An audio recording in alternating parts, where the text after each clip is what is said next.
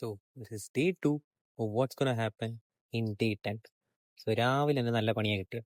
രാവിലെ എണീറ്റു, സമയം ഇപ്പോൾ ഓൾമോസ്റ്റ് 8:30 ആവുന്നു. അമ്മ പറഞ്ഞു ഗ്യാസ് തീർന്നു. ഞാൻ വിചാരിച്ചു ഇന്നത്തെ ഫുഡ് മുറ്റിയെന്ന്. അപ്പം അമ്മ പറഞ്ഞു നേരെ ATM പോയിട്ട് കാശ് എടുത്തിട്ട് വരും. ഞാൻ വണ്ടി എടുത്തു, നേരെ ATM പോകുന്നു. കാശ് വരാൻ വേണ്ടി ഇങ്ങനെ വെയിറ്റ് ചെയ്യുന്നു. കാശ് വരും എന്ന് നോക്കി ലാസ്റ്റ് കാശ് വന്നു. നേരെ എടുത്ത് പോക്കറ്റ് വെച്ചു. എല്ലാം എടുത്തോണ്ട് പോയാലും വീട്ടിൽ റിട്ടേൺ വന്നു. ഭാഗ്യം കുഞ്ഞാൻ്റെ ഉള്ളതുകൊണ്ട് രാവിലത്തെ ബ്രേക്ക്ഫാസ്റ്റ് മുടങ്ങിയില്ല. എന്തെങ്കിലും ഇൻഡക്ഷൻ കുക്കറിലൊക്കെ വെച്ചിട്ട് നമ്മൾ കള്ളപ്പമാണ് ഉദ്ദേശിച്ചത്. പക്ഷേ ഏതൊരു അപ്പം ആയിട്ടോട്ട് അപ്പവും രാവിലെ മുട്ടക്കറിയും എങ്ങനെയൊക്കെയോ റെഡിയാക്കി.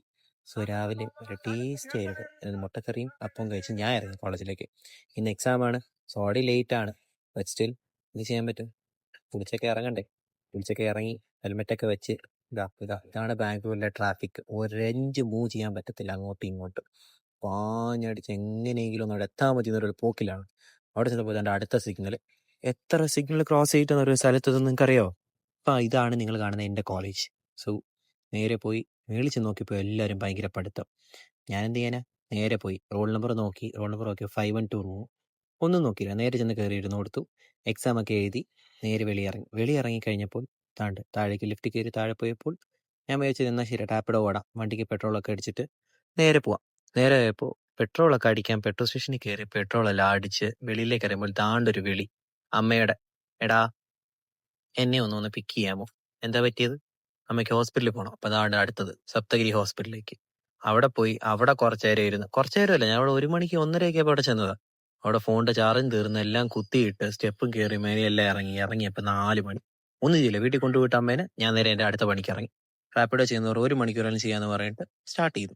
അതോ അടുത്ത പരിപാടി സ്റ്റാർട്ട് ചെയ്ത് അങ്ങോട്ട് ഞാൻ നടക്കുന്നു, ഇങ്ങോട്ട് പോയി, ഇവിടെ പോയി, അങ്ങോട്ട് തേരാപ്പാര നടന്നു, ഏതൊക്കെയോ സൈഡിലേക്ക് പോയി എനിക്ക് ലാസ്റ്റ് മതിയായെന്ന് വെച്ചാൽ മതിയായി.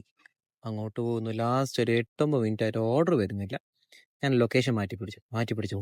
ഒരു ഓർഡർ എങ്ങനെയോ വന്നു. എന്നിട്ട് നേരെ പോയി KFC ആയിരുന്നു ഓർഡർ. ജാലിക്കോസിലുള്ള KFC പോയി ഓർഡർ പിക്ക് ചെയ്ത് നേരെ വിട്ടു ഡെലിവറി ലൊക്കേഷനിലേക്ക്. പോണെന്നവരുടെ ഓർഡറൊക്കെ എടുത്തു വെച്ചു, നേരെ വിട്ടു ഡെലിവറി ലൊക്കേഷൻ.